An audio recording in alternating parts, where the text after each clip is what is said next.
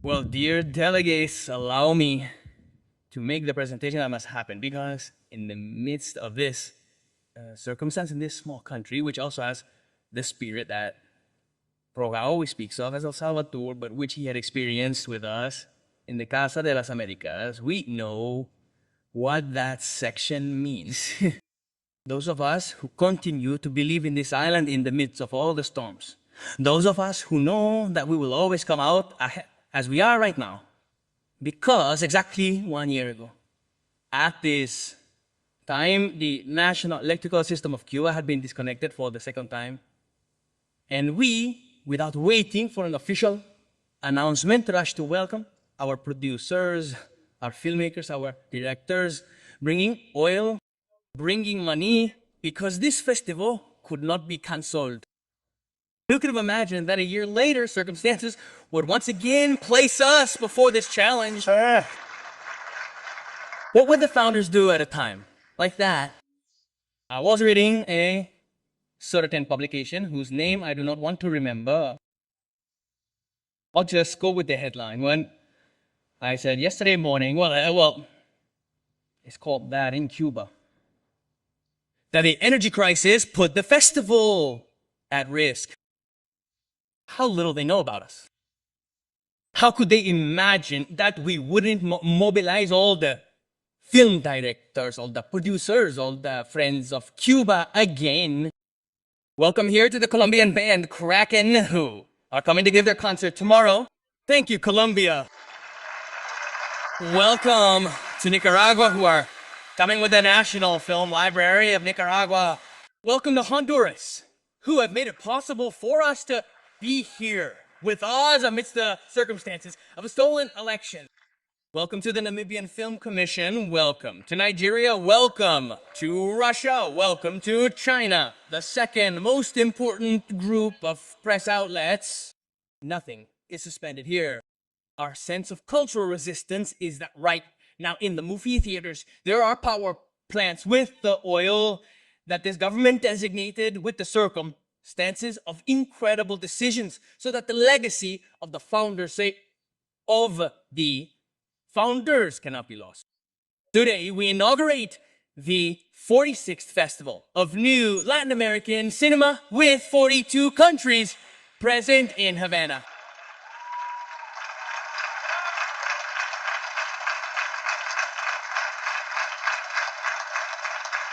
It is true that we are not the same as we were then, but we are the same as we were then. And this book, which is always at the top of the list for those of us who write, the Kiai by Alfredo Guevara, on his centenary today, is called And If It Were a Footprint, and has 2 letters that are a true gem from December 28th, 1960, in which Alfredo tells Harold Gramac, then Cuban ambassador to France, we will premiere at the Ramp and at the Parade on Friday the 30th. The following day, we will continue in theaters at the Astral, at the Ambassador in Los Angeles. Fidel and Orco and El Che will go to the Ramp, and Raul to the Cuba in Santiago de Cuba. We will be in Holguín, in Camagüey, in Santa Clara, 2 theaters, in Cienfuegos, 2 theaters, in Matanza and Piedras del Rio. We will premiere Stories of the Revolution. What will happen?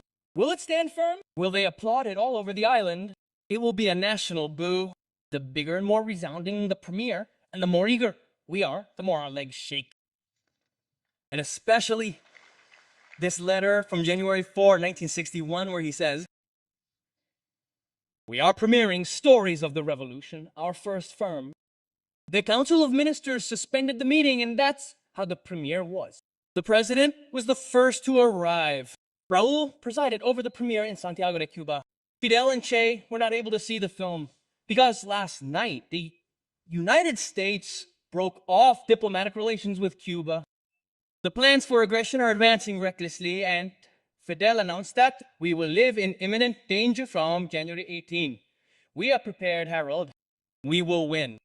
Unity is total, and the measures adopted by the revolution allow us to liquidate the last redoubts of the Contras.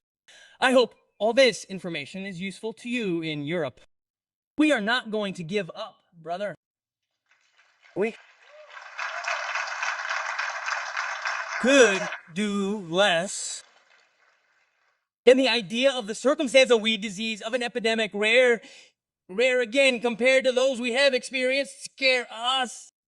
Again, the idea that suddenly due to an energy circumstance, we will not be able to have this electric power in all the cinemas scare us. There we are. In each cinema, there is a plant generator. We are going to fulfill our exhibition program. We are back to the idea of receiving 220 artworks from the entire continent. Works are coming from Bosnia and Herzegovina, Serbia, Germany, France. Once again, Havana is the capital of this festival of new Latin American cinema that they founded, that they dreamed of, that they defended even at the time when this capital had no electricity. We pay tribute to the Minister of Culture, Mr. Arun Sucrao, present here today and awarded Maestro Mario Rivas with the Juan Marinello Order for his contribution to the history and to Cuban cartoons over these 65 years in that Sueño de Fidel building. And there we were, on days like this and at this time, just today, we were at the headquarters of the Foundation of New Latin American Cinema, reopened in the Glauber Rocha Theater, and hundreds of children cheered on the Pio Valdez. We are not going to give up. Cuban cinema is the heir to this great fight of resistance.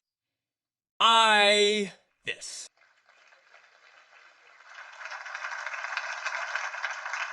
In reference to these 2 years in which some of our detractors have been, they buried it by saying that the Cuban Film Development Fund would not work because it was in Cuban national currency and no longer in a foreign currency.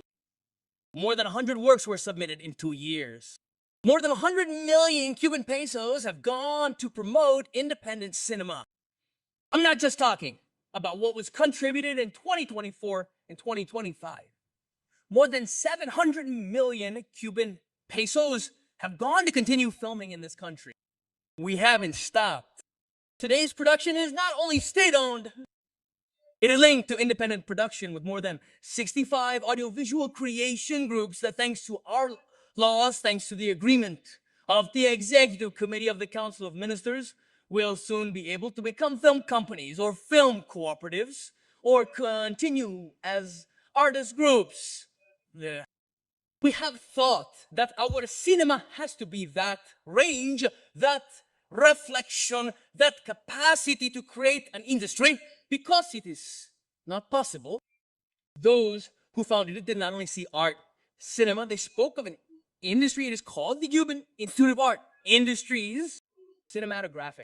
And I'm still watching Till in a documentary saying that an island like this in the middle of the tropics had to make 25, 30 films, musical films, sports films, had to manage to make many films in order to make a great work of art.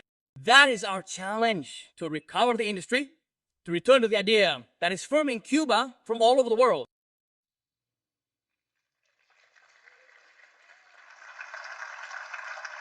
Dear colleagues, at this moment, Cuba has suffered a natural phenomenon, once again devastating, on practically 4 of the most important provinces of eastern Cuba. The place where all our revolutions were born is in very difficult circumstances, because it has been perhaps the most terrible hurricane that has formed in the last 50 or 100 years in the Caribbean.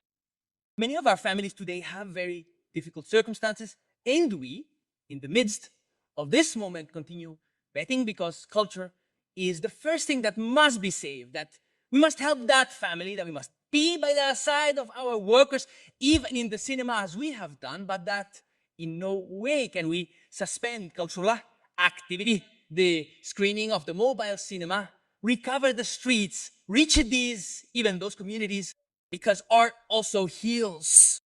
And if our colleagues from the electric company, if our colleagues in public health go ahead, we have to follow with our screens.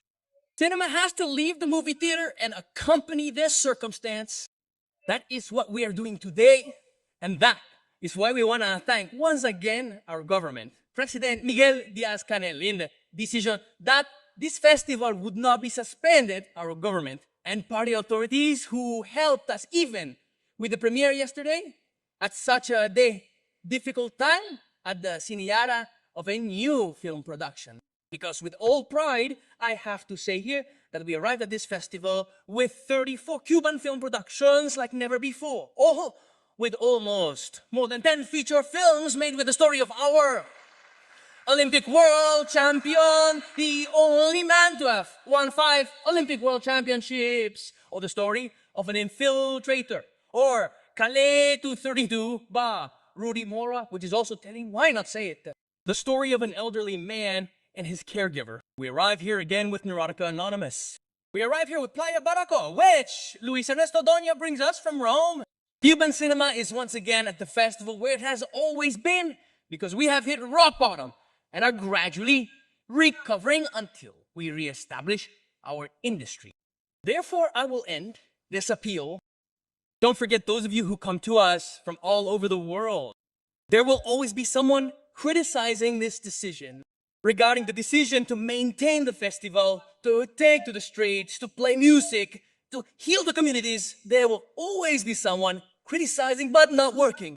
And we are committed to the idea that the Latin American Film Festival will be all over Cuba, that this cycle of Mexican films that the Mexican Embassy has given us, that this cycle of Robert Redford, that these new Cuban films will be all over the island, that we will even reach the communities with those mobile cinema screens.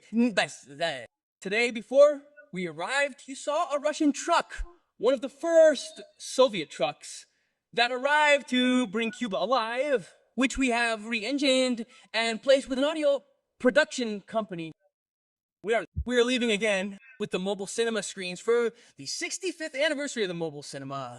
We are back again with the Cuban Cinematique tour, or the Cinematique on the continent, as we just did in Bocasín, where I am very grateful to Colombia for honoring us with the idea of screening mythical works by Cuban women filmmakers, neckers. I am also grateful to the National Cinemateque of Nicaragua for having welcomed one of our filmmakers, Arturo Santana, with his latest production and a whole cycle of COVID films.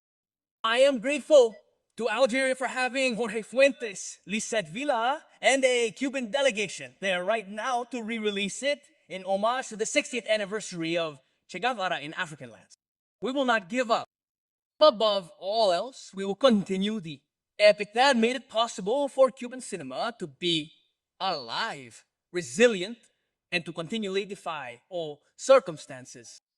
We are not doing this out of complacency.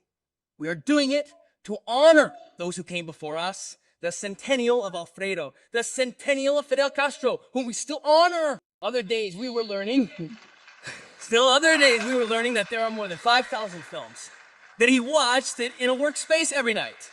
And that we are gonna publish as the great film expert that he was, as the great conspirator that he was, with Gabo to make that film school possible. That we have to reiterate to young people that freedom of artistic creation is one thing, and loyalty to this country. That never closed that school, not even in the most difficult economic circumstances, and that sustained that faculty, that electricity, those students, is another. Because we believe in dreams. Because next you will see again how we defend our utopia, because above all circumstances, even according to a drop of oil under the fiercest blockade to which any people has been subjected in the history of humanity, because not even Vietnam, which had a war with the United States, has that condition today. I want to show you these images, this work below by Alejandro Perez and Rolly Peña, that has to do with what has been experienced in these days, that has to do with how in the midst of the ferocity of nature, dreams were born. Our children, because as Bolivar said, Bolivar, if nature opposes us, we will run over it. And if the national electrical energy system opposes us, next year we will have more alternative sources. No one gives up here!